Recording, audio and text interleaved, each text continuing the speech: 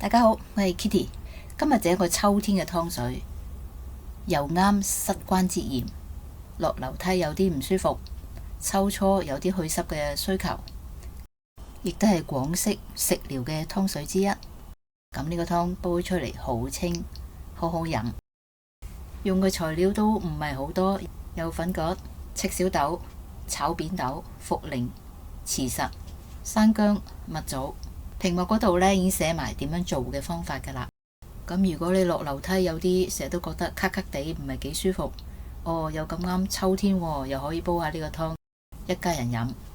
煲呢個湯水大概2個小時，但係你洗好晒啲材料擺落去，大火煲滾咗之後，轉小火煲個半鐘頭，咁就搞掂啦。最主要就係轉小火煲嘅時候，你睇下夠唔夠水，如果唔夠水呢，就要加啦。一定要係熱開水。我呢度呢，例牌加3.5公升就一定夠飲。呢個湯水又簡單，又係我哋食療嘅一部分。如果啱嘅，你都可以試下煲。我係 Kitty，下次再見。